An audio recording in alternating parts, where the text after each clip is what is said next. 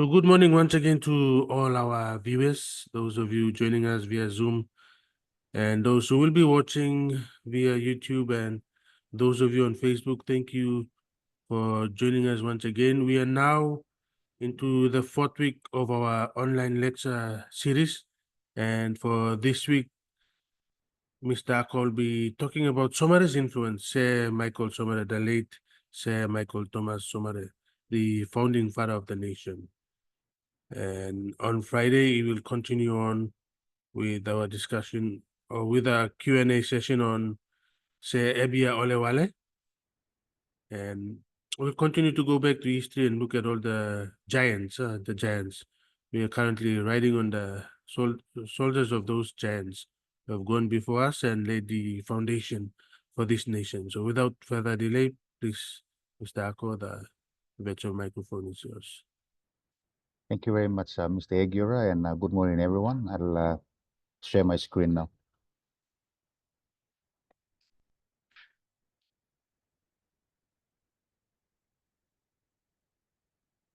I'm actually becoming an expert at this now.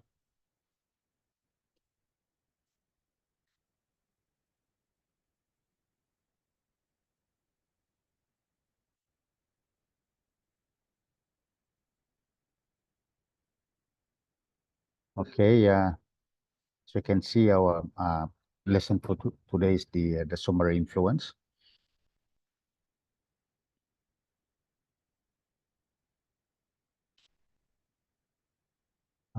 This picture you see on the screen is April 2017.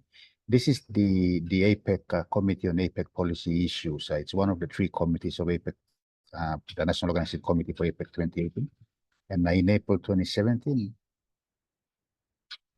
we invited, the PNG invited all the APEC senior officials, the APEC Secretariat in Singapore and its policy support unit to the same Manasupe House to present our PNG's proposed theme and policy priorities for APEC 2018. So it was a one-day seminar where we traced out, we got help by the membership to trace out our proposed theme and the 4 policy priorities. And the economists gave us their official country positions on balancing it with our proposals. So between April and November 2017, we convened another 63 bilateral meetings on the margins of the APEC senior meetings, particularly in Vietnam, and secured endorsement for the proposed theme and policy priorities. See, so when APEC converged in Port Moresby from 5th to 6th December 2017 for the informal senior official meeting, and when I, as the PNG APEC senior official, presented the theme of honest and inclusive opportunities, embracing the digital future, and the 3 policy priorities of deepening regional economic integration, improving connectivity. Number 2 was promoting inclusive and sustainable growth. And number 3, strengthening economic growth through structural reform. It was unanimously endorsed. Now, before I continue, the irony of today's, I'm at the Stanley Hotel attending IPA's Regulators Summit, and the first Regulators Summit was held in 2019. And it was part of the outcomes of policy priority number 3 on strengthening economic growth through structural reform. So in 2019, IPA went ahead with the Regulators Summit to see how all the regulators in the economy can come together to strengthen, to do structural reform to strengthen economic growth. And this is the second one, about nearly 5 years later. So the outcomes tomorrow will be very interesting, and I will, of course, brief you all in the coming weeks. So anyway, the February 2020 Cabinet Decision number 36/2020 to endorse the PNG Foreign Policy on APEC and its driver, the roadmap to domesticate the outcomes of the APEC 2018 ERACON statement, is the main outcome of our hosting of APEC in 2018. So the committee, the CAPI, the Committee on APEC Policy Issues, CAPI, the CAPI, between 2015 and 2018, influenced this outcome through seminars and workshops, and the ensuing cabinet decisions and bilateral engagements in the multilateral arena of APEC at all levels, starting from working groups to the senior official meeting to ministerial and leadership level. to come up with this particular game plan, which is now being used as a guide in domestic and international in the domestic and international space in APEC. Okay. In his files of 13 July 2019, Mr. Yegiora rightly points out to some possible answers to the underlying question by those who have done extensive work and research on this topic. Gedare 1994, in his page 51, says that while categorizing the period 1975 to 1981 as phase one of the implementation of this foreign policy, doesn't really describe Somare's influence on this game plan of French to all enemies to none. But then Dr. Philip Mitna, in his thesis of 2018, while talking about Sir Albert Maurikiki's involvement in outlining the principles of the first foreign policy in 1974, doesn't mention Somare's role in the play. Premdas, 1977, I think, mentions the domestic power play between radicals and the pragmatic elites, all fighting for their own version of independence. Premdas adds further that Somare articulated this direction during a speech he gave on 16 April 1974 to the Australian Institute of International Affairs, where he pointed out that he didn't want other countries to view PNG's heavy dependence on Australia as neo-colonialism. So from this speech, Premdas has made the assumption that Somare talked about our impending relations with other countries, which fitted very nicely with the foreign policy of friends to all, enemies to none. Its general objective being to diversify PNG's relations and minimize dependence on Australia. Premdas further states that the Minister of Foreign Relations and Trade, the ministry, would place greater emphasis on trade with China. So this should beg us to ask, were there strategies involved in pursuing this? Did this game plan have the necessary and suitably qualified and trained players to advance these objectives? We only have to look at PNG's economic development progress from 1975 up to 1980, when another foreign policy was instituted, to determine this focus.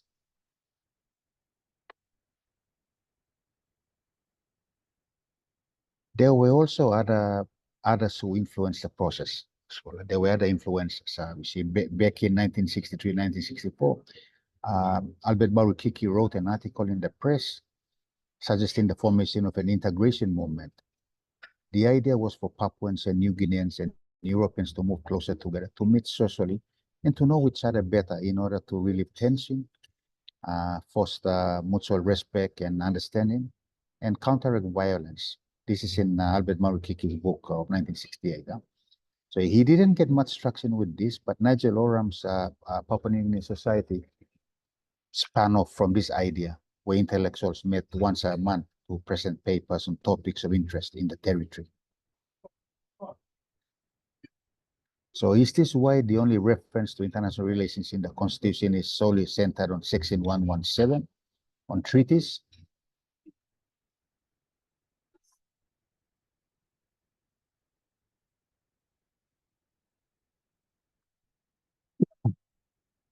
Griffin in 1974 gives us a good picture of the uniqueness of PNG's first foreign policy.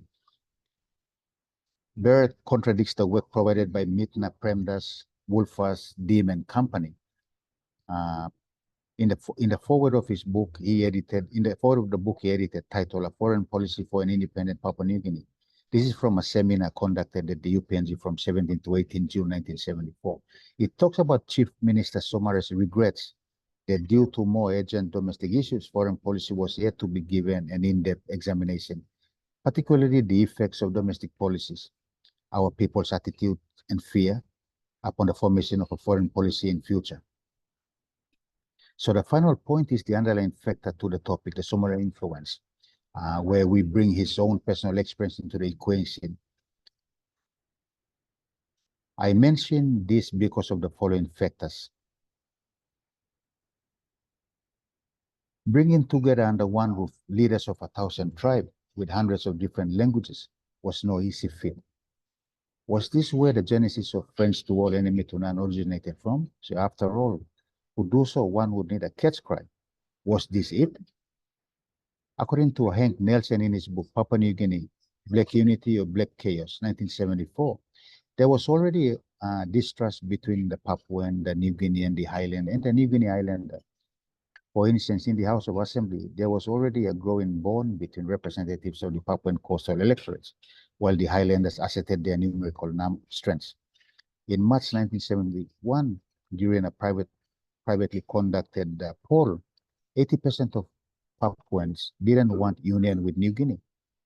Nearly all wanted consultations before any talks of union with New Guinea, and therefore independence could be advanced. So the influences, the Bully Beef Club, all its members had all come face to face with the ugly head of colonialism. What was their influence as a group in Papua New Guinea's future international relations undertakings? I'm piling up a lot of questions as we go along, but this would set a perspective on the Somare influence. See, according to Wikipedia, international trade is the exchange of capital, goods, and services across international borders or territories, because there is a need or want for those goods and services.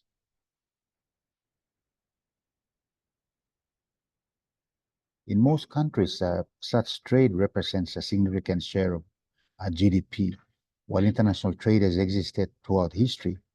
For example, Uttarapata, the Silk Road, Amber Road, Scramble for Africa, the Atlantic slave trade, the Salt Road.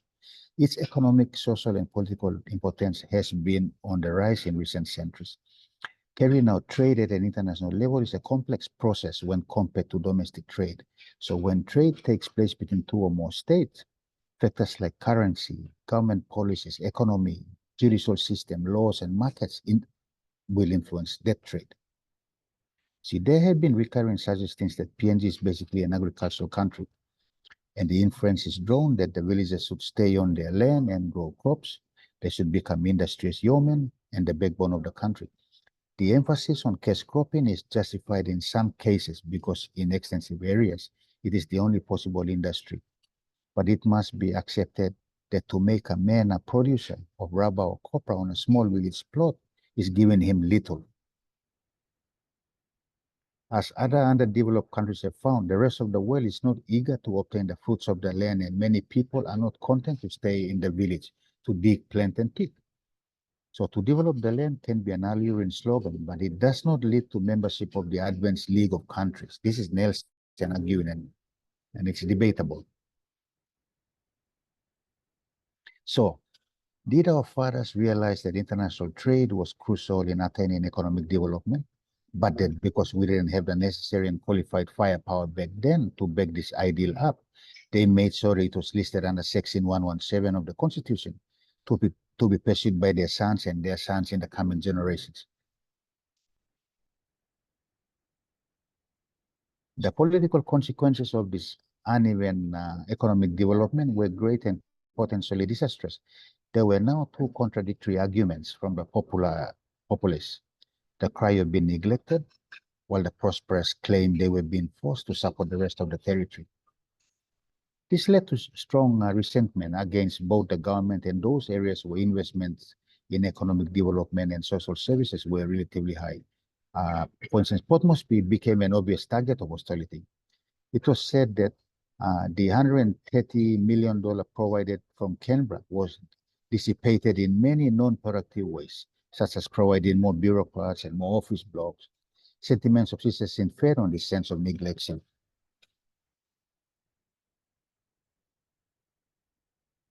The aspiration of Papua New Guineans to enter the cash crop, linked with a growing sense of nationalism, came into direct conflict with the foreign dominance of the economy. The Australian administration had demonstrated its belief that foreign-owned plantations would not be a political liability. Its policy was derived from an ideological commitment to free enterprise, meaning white free enterprise, a lack of confidence in Papua New Guineans, and a belief that all should share in economic development. This unfair distribution of wealth acted as a stepping stone for the fathers who took it upon themselves to lead. It would seem that Papua New Guineans were providing the land and the labor, while the skills and capital provided by the foreigner was not as evident as their profits and the affluent way of living.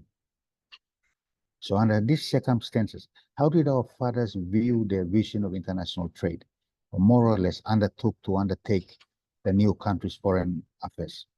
And how did Somare influence this drive in this direction?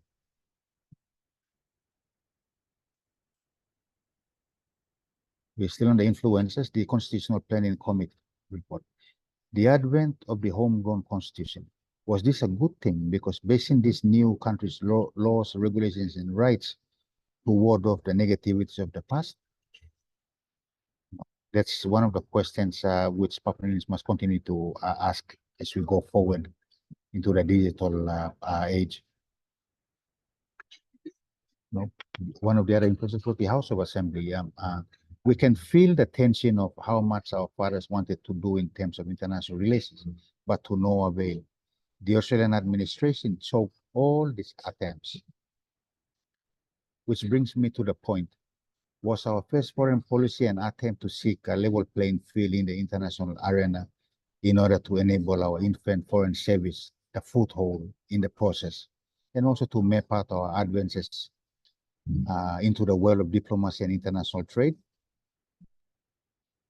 Was this why Papua New Guinea's first foreign minister, Sir Albert Maurikiki, made extensive tours to the capital cities of numerous countries and the headquarters of international organizations, accompanied by the first foreign secretary, Sir Anthony Siego, to formalize relations with a record 60 countries and organizations? You see, what the fathers were expounding throughout the world was in actual fact open regionalism in a sense of the universalism mantra. It was as if they were plotting and setting the scene before PNG could venture into the maze of international trade.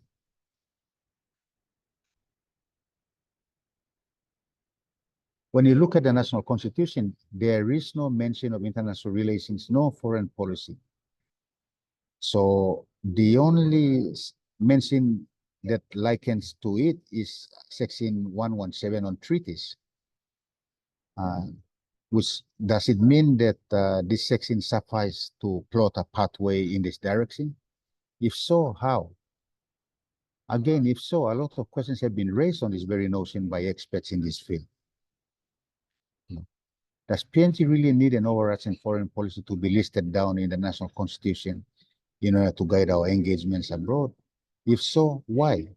Or should we leave it to the government of the day to determine how the country should conduct its international affairs based on the Constitution's national goals and directive principles?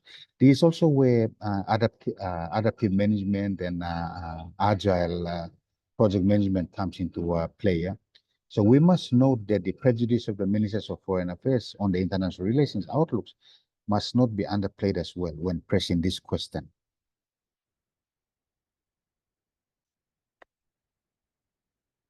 When I'm talking about prejudice of the prejudice and the personalities of our foreign ministers, it depends on their outlook on international relations and where they personally think this country should move. Now, regional political underplays. With Gough Whitlam's ambition for the Australian Labour Party leadership and the ensuing national elections in 1972 paved the way for Papua New Guinea's independence in 1975. If so, how much of these intentions had to do with the framing of our first foreign policy? In 1965, during a visit to PNG, Gough Whitlam warned that as soon as Labour came to power, it would announce the full self-government of Papua New Guinea and immediately set the constitutional wheels in motion to grant independence. So by 1967, he had become the ALP leader, and although he narrowly lost the 1969 elections, he continuously toured PNG, quoting radical elements such as the Pango Party, while ignoring government officials.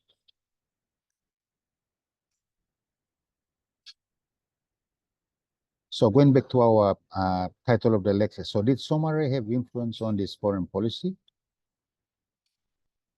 See, in the lead-up and during the 1968 House of Assembly elections, Pango was the domineering party, with its membership made up most of those who had gone to the admin college. But there were also other parties in the equation then, such as the United Christian Democratic Party, the All People's Party, the New Guinea Agriculture Reform Party, the Territory Country Party, and the National Progress Party. So there were no shortage of political aspirations. By the 1972 House of Assembly elections, these parties would evolve into more popular ones we all know today. So again, where did this first policy actually come from? If it's not in the Constitution, then what role and part did Somare and the others within play to influence this outcome? I'll stop there and open the floor to a question. Thank you very much, Mr. Yagira. Okay, thank you. Thank you, Mr. Ako. So the floor is now open for questions, comments from the audience, those who have sat down and listened to what Mr. Ako has shared with us for the past couple of minutes. Any questions or comments? Apart from Somare, we have other influencers as outlined by Mr. Ako. Say Mauri Kiki, you have the CPC, the House of Assembly, and other political parties and other political elites during that period as well. But it would be good going back to our lessons in foreign policy analysis. We learned from Valerie Artsen and Graham Allison that human beings are very important in foreign policy decision making. Human beings, either acting singly or in groups, they are the ones who make decisions that drive the state mechanism forward. So with that, we need to find out more about Somare and his role and what he did during this period. As you can see, as presented by Mr. Ako, there's not much literature on that. So I'm sure there's in diaries and memoirs and somewhere there's information on his role and what he did during the independence period and how he contributed to the formation or formulation of the first foreign policy. Questions, comments from those of you Mr. on Yagira, Zoom? we Yes, can Mr. only Ako, we please go ahead. no, we can only assume, like I said earlier on in the beginning of the lecture, when he became chief minister, he was chief minister of other chiefs. So if this is where we would wish him to, if we would have wished that we were running these lectures back when he was prime minister, we would have asked him how did he influence all the other leaders, all the other chiefs to come under him? You know, when you look at uh, economic statecraft, they talk about carrots and sticks. You know, what carrots did he provide to influence all the other leaders from the highlands, from the coastal towns, from Papua New Guinea to come and so that he could be the captain in a team. You know, it's a phenomena.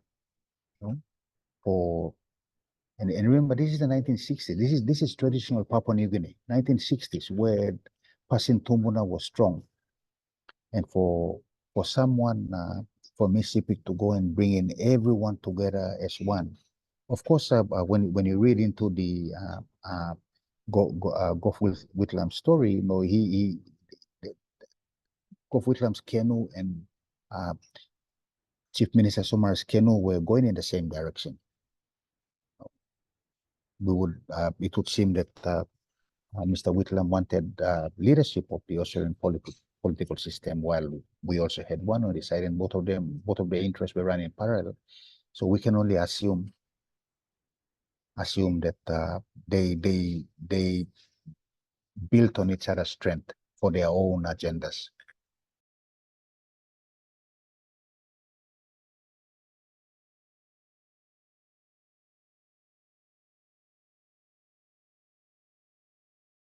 Mr. Ako, I think there's a question on Zoom.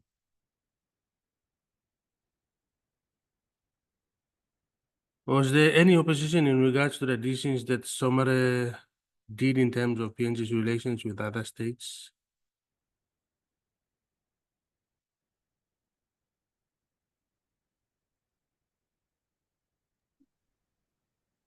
Yes, there were opposition, and that opposition led to the first of the two vote of no confidence. I think that's part of our lectures next week.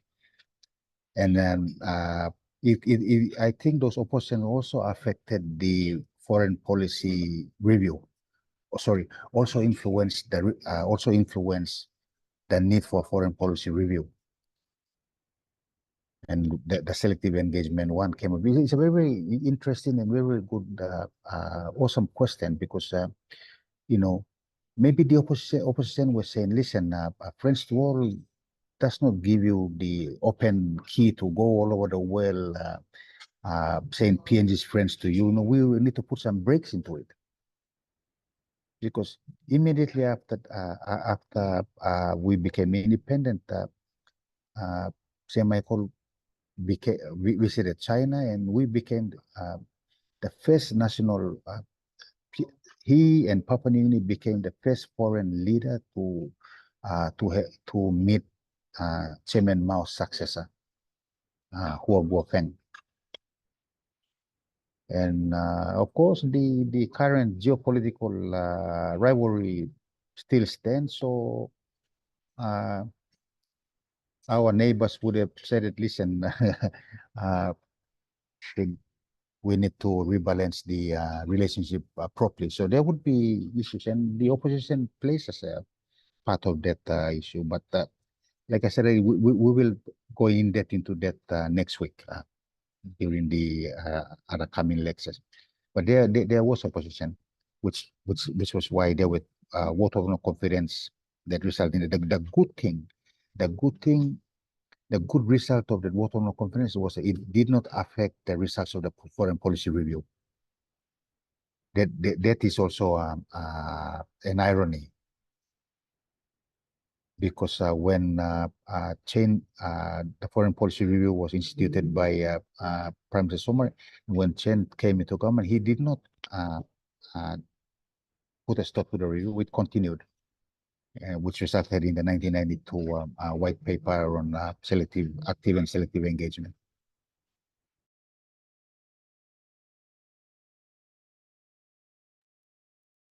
There's another question from Amy. Amy, would you like to elaborate further?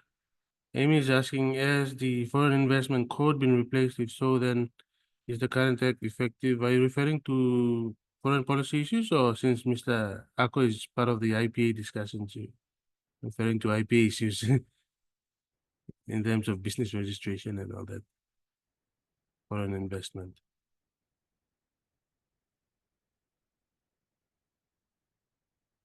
Feel free to unmute and join the conversation. It's a Q&A period.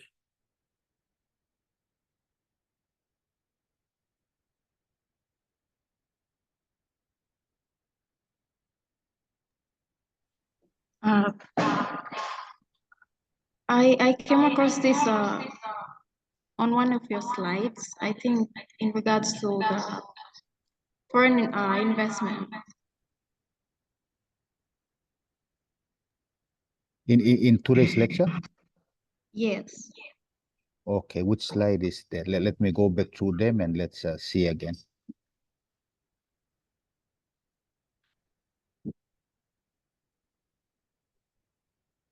Answers.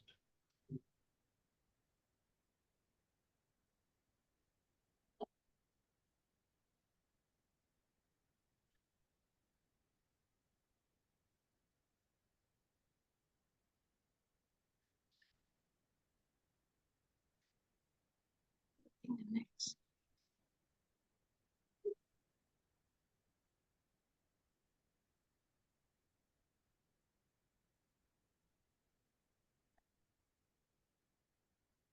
There. Oh, okay. Now that's a very tough question for me. I think the schedule was part of the attachment to the report, and I can only assume that from this foreign investment code, the investment promotion authority was established along the way. I will. It's a very good question. I will note it down now, and then when Mr. Hoot is free sometimes today. Mr. Hoot is the managing director of the IPA. I will ask him. then I will report back to the class. Thank you. Thank you for it.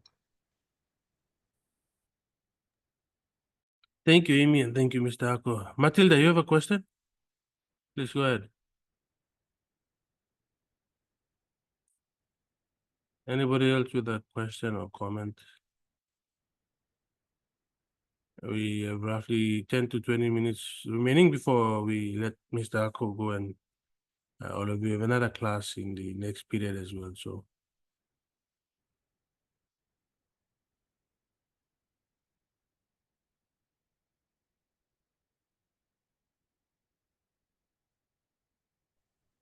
Hello, Mr. Yagira.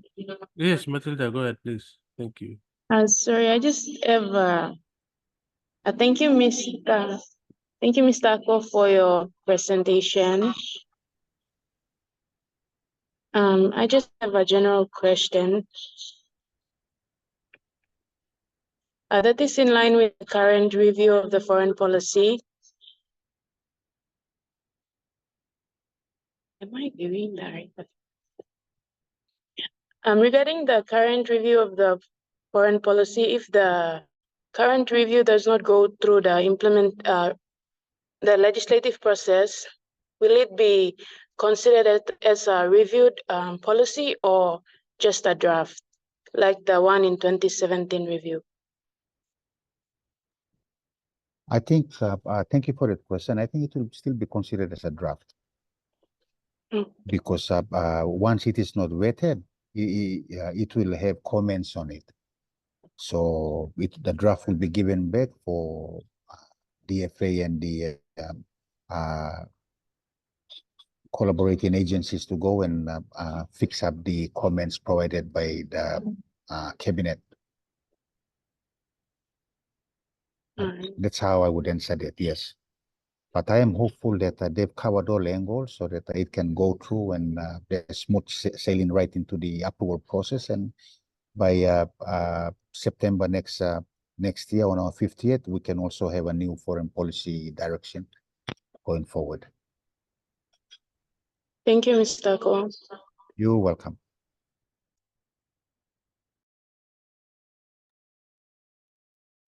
Thank you, Matilda and Mr. Ako once again. Anybody else with a question, comments?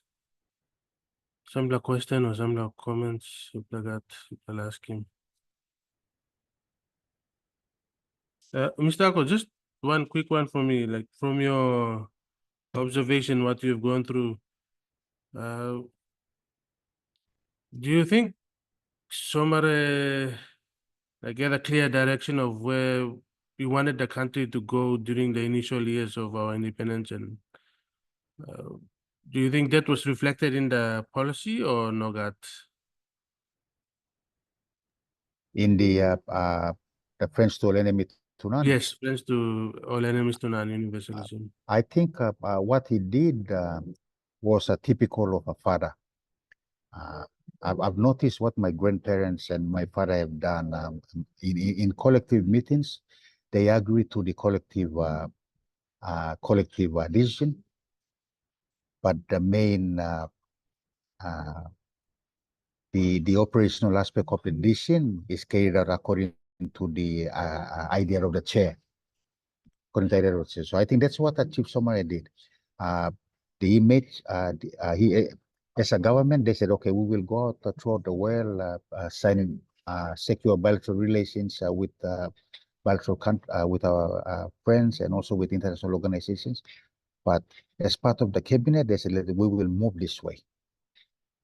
Because when we look back at the 1981 review, or the review comments in 79 and 80, it was only 4 years into Friends to Enemy to None, and already there was need for the review to streamline the friends and start working towards selecting the friends to work with, which means that this was already in the play from 1975 onwards. But all through my first phase go past them, see out the wait out the land, and after 4 years, then we could determine who our real friends were, who were the ones whom we could embrace, who where I want to put say hello from afar, and then we it was streamline again into the stronger friendship in a selective engagement process. So that's how I can see it from an individual point of view. You will have your views on this.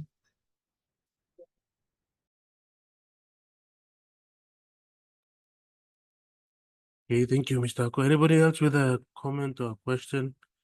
We have a few minutes remaining before we. Mr. Ako, please let us know if it's time for you to leave us and go back to your meeting so we can.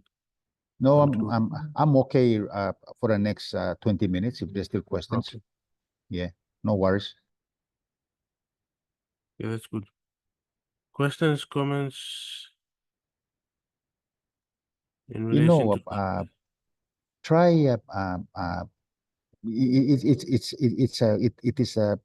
it's a near impossible task if someone stood up now and tried to bring everybody from all over the country under one wing to support a new venture.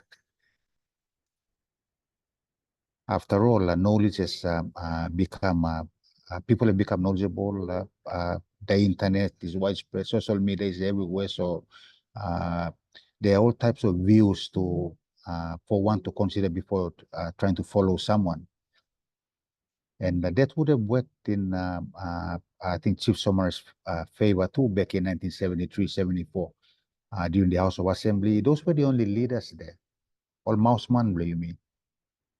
And I've seen how he talked. I was on a couple of delegations he led, and he was the typical traditional leader.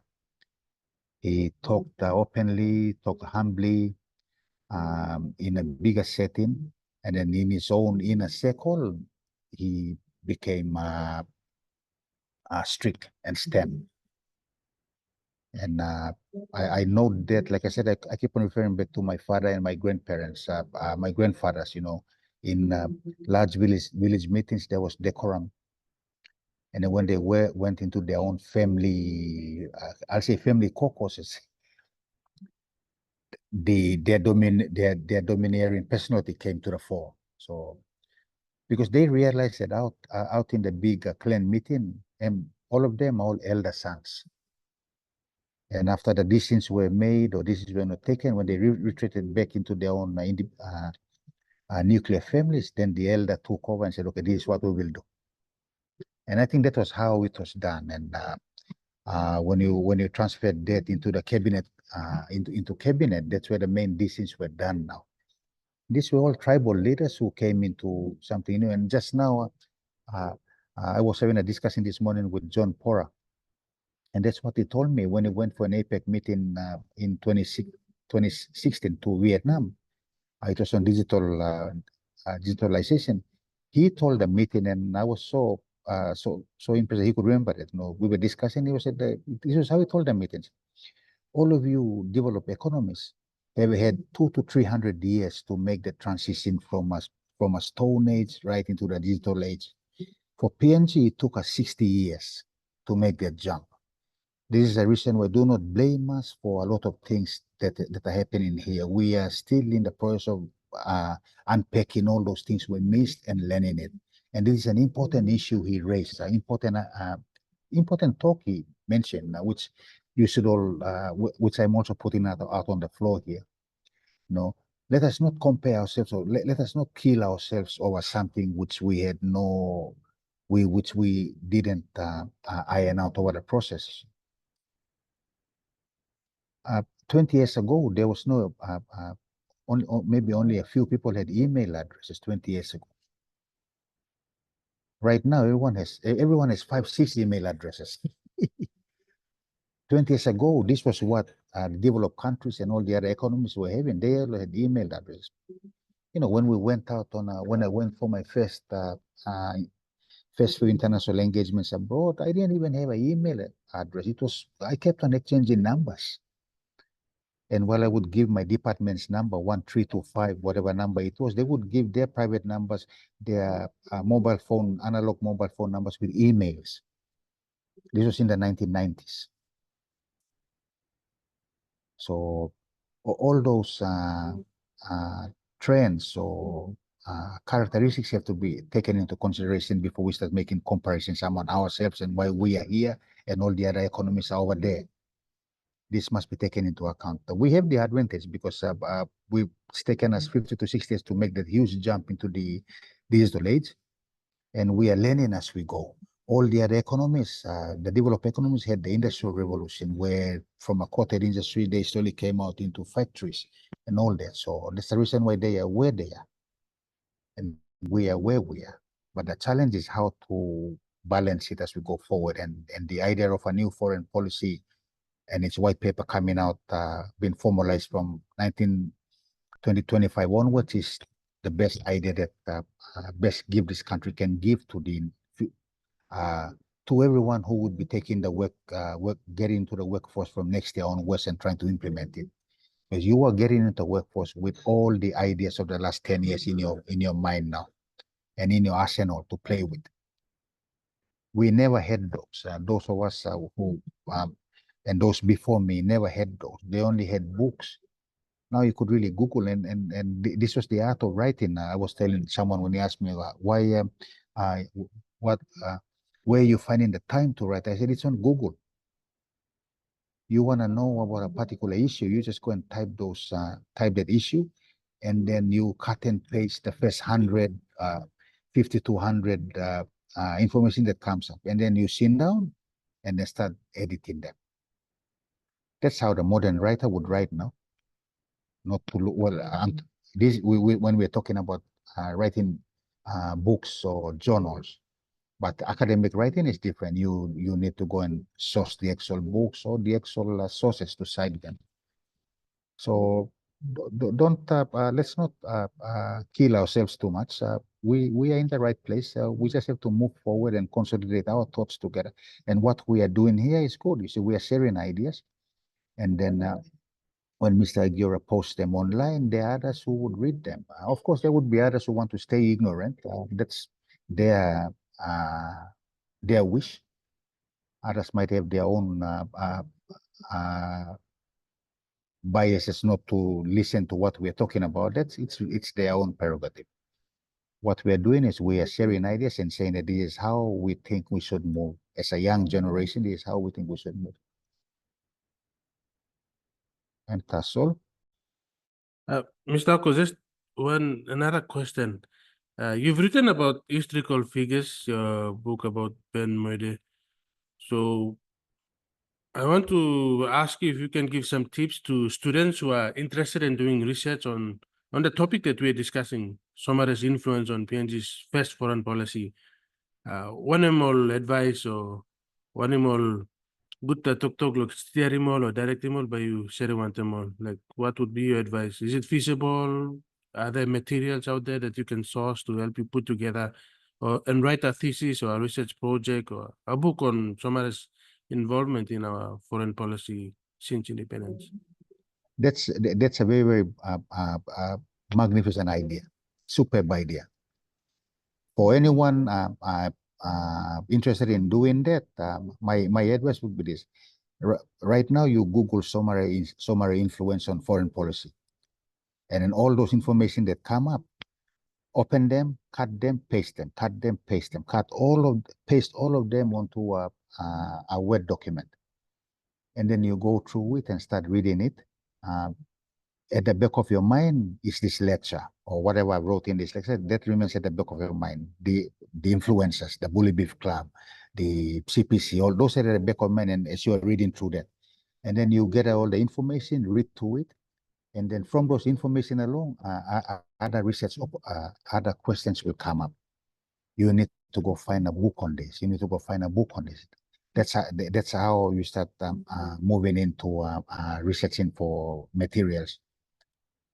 And then from there, after you research your material, then you have a draft zero. For books, it is usual to go into draft 40, maybe into draft 50 also. Because you're not going to write that book or write that document in the next 4 weeks. It's going to take you a couple of years. Note very well that there is always this window of writing that opens up and closes, that opens and closes. Okay, so when the window of when that window opens in front of you, seize the opportunity and start writing, because when that window opens, I'll tell you, you can wake up at 3 a.m. and start writing, researching, and then all of a sudden the window will close. When that window closes, when you'll feel that you don't want to write anymore, you no interest. That's because the window's closed. And when that window closes, don't force yourself to edit that work you've written, because you will definitely make mistakes along the way. And then once you start making mistakes or changing it, and all of a sudden that window opens again, you'll be wasting that window of opportunity, going back and correcting the mistakes you did. The advice would be, once the window closes, lose work. Just do other stuff. It might take a day, it might take a week, it might take a month, it might take 6 months, it might take even 2 years for the window to come back. But once that window comes back, then you start off from where you left off. Because you don't know how long that window of opportunity will be open for you. That is my own personal experience. I found out, which is the reason why when you're trying to write a book, do not set a deadline or a date to be published, because you need to take into account the windows of. I'm just talking about passion, and also if you want to also while you're writing that, read books about Somare. And while you're reading, take notes. Note down stuff which you think will be important for your work. And same goes for when we're talking about thesis now. That's different now, because then the thesis you have to decide between deciding on writing it to I don't know, a conceptual theory or some other theories frameworks that may come up to guide you write that thesis. But look, it's an exciting journey writing a book, because when you write it, you are not only enriching yourself with that topic and making yourself become a subject matter expert. No, you are also enriching the people who are reading it. You see, and we need our people. We need to maintain our history. We don't have much of that, and you know, going back to our Q&A session on Wednesday, and I had a friend from Manus who's saying that he's trying to research into William Matpey. I am encouraging him to do that, because William Matpey is an influential figure in the Papuan Infantry Battalion, and like Chief Somare in the political situation. See, William Matpey came across as a Japanese carrier from Rabaul. He came to Kokoda as a Japanese carrier. How he changed sides, and how he became a sergeant warrant officer, and what type of influence he wielded to force the Australians to call upon him to come and quell an uprising is just inspirational. So continue writing up. When you research a topic, you become an expert in it, and when you stand up and talk about it, I bet you most of the people in that room who are listening to it will be listening to the topic for the first time. And that gives you the advantage as to become a subject matter expert on that. But it's a long road, and look, I'm available to give advice on writing and all that. We also still have another book that is yet to be published by a book about Papua New Guinea's first ever naval commander to become the commander of the PNG, now retired Ambassador Peter Ilau. His book is also a very interesting one, and we're just waiting for his note to go into the publishing mode. It will be an interesting thing. He talks about Ilau's book talks about the history of the PNGDF. But his father was the number 4 recruit in the newly formed Pacific Island Regiment in 1951, and they were all born there until he became commander. It's a good story, but it talks about the establishment of all the army barracks around the country, the institutions, and all that. So it's a good historical book. We're waiting for it to be released. But listen, if you want to write, you got an interest to write, a passion to write, go ahead and write it. Write whatever's in your mind. and then recess it to ensure that it's a fact, Giaman story. I'll stop there, Mr. Yagira. Okay, thank you. We have a comment from Alison, Sylvia Allison. So we'll take that comment and then we'll conclude. Go ahead. Go ahead.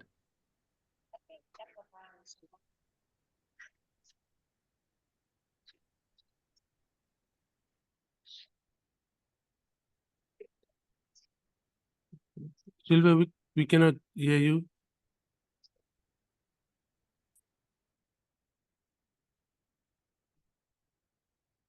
You hear me now? Yes, I can. I can. Yes, Go ahead. yes, yes. Okay.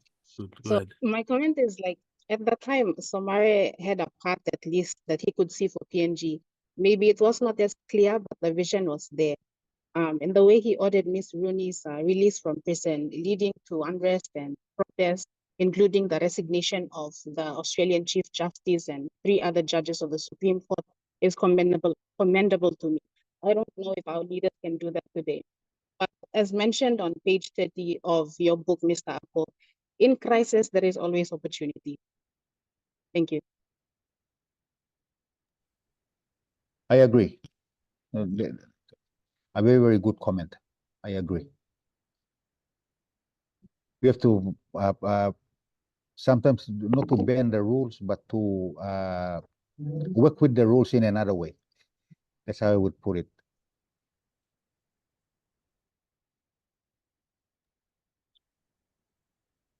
Okay, so it's going up to 11:30, 7 more minutes. So we'll wind up here. And I just want to remind you all that we now have all the 4 books written by Mr. Ako in our special reserve shelf. So it's for borrowing loan only. For a few hours, I think 2 hours is the maximum. So we have Sands of Blessings, Logo in China, Nameless Warrior, and Towards a Foreign Policy. All 4 books are available in the library, Divine Word University Friendship Library. So if you have time and if you want So to you go have the and read, Nameless Warriors there too, huh? yes, Oh, all 4 wow. of them they're on I special was going to reserve. So apologize because I don't. People asking for that book, and I have to still rack up the passion to do a second publish. But at least you have one. The next thing is yes, we will have to send up. I will donate a APEC book to the library also. okay, But thank when you. if you have anyone coming up that way, then I'll pass it on. Okay, I'll advise if there's anybody traveling It's back and about it's about a couple of hundreds of kina to post a book from here around the provinces. So on DHL. So talk sabe. Yeah, there's an APEC book coming up your way when one of your people are traveling up that way. thank you. Okay, so that brings us to the end of our session for today, or our online lecture. We'll continue this Friday with our Q&A on Serbia Olewale, the statesman.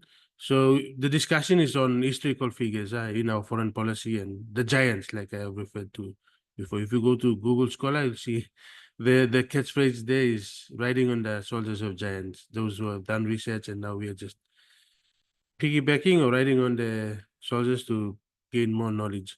So we will continue on our journey to learn more about our senior statesmen who have set the foundation for our nation. So we thank Mr. Ako for his time and for coming out of his meeting and giving us this precious few minutes to talk about Sir Michael Somare, the late Sir Michael Somare, and we'll continue the discussion on It's part of the meeting anyway, so no issue. Yes, so you can bring that issue on IPA to I am now. Good plan. But I'm going to talk to Mr. Hood now. yes, thank you. That'll be good. All So right. thank you, everyone. Thank you, See you those next on time. Facebook and those who joined via Zoom and those who will be watching on YouTube as well. Thank you for joining us. Bye for now.